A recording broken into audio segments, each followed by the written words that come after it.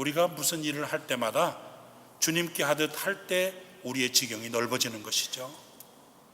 이런 사람은 반드시 복을 받습니다.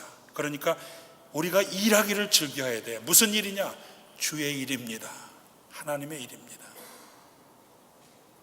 최선을 다하고 기도하는 사람의 지경을 넓혀주시기 때문에.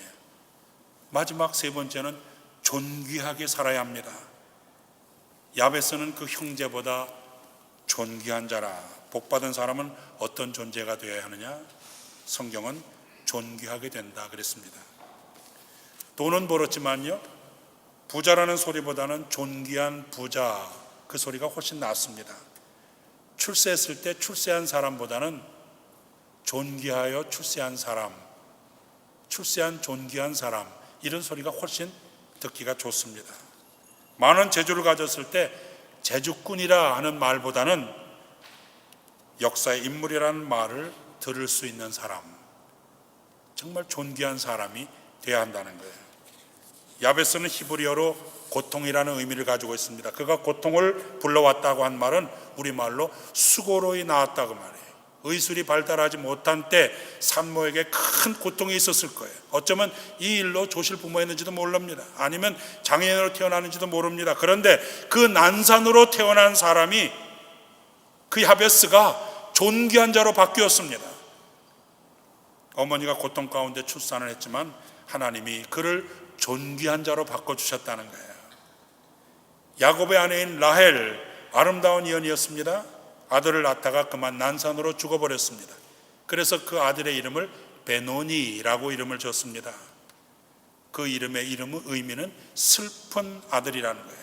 창세기 35장 18절에 그가 죽게 임하여 그 혼이 떠나려 할 때에 아들의 이름을 베노니라 불렀으니 그 아비가 그를 베냐민이라 불렀더라. 베노민이라고 한 이름을 베냐민으로 이름을 바꾸었다는 거예요.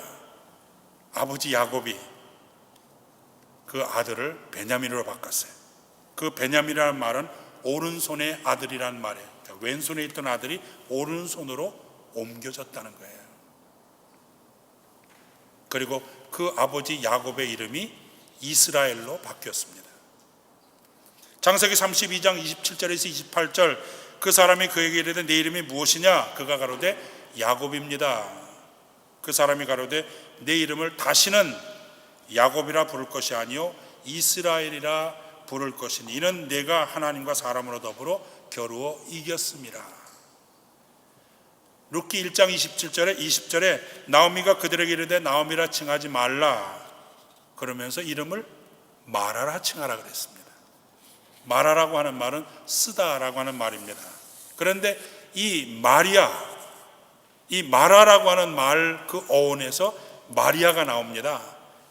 예수님의 육신의 어머니인 마리아가 그 아들의 죽는 것을 보고 얼마나 그 마음이 찢어졌겠어요. 예수님이 십자가 못 박아 죽으실 때.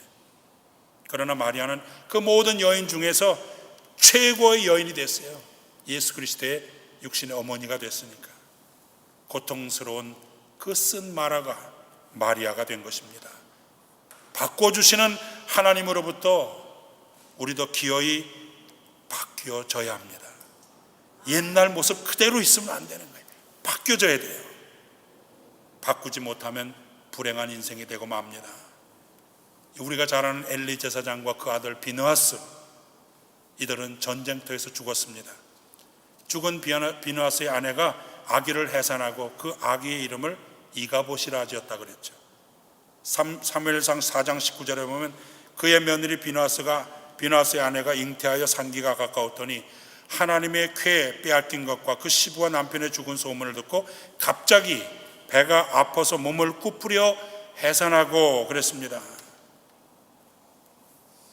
불행한 사람이 되어버렸어요. 바뀐 사람은 복을 받았는데 그러지 못한 사람은 복을 받지 못했습니다. 엘리 제사장도 그렇고 비느하스도 그렇고.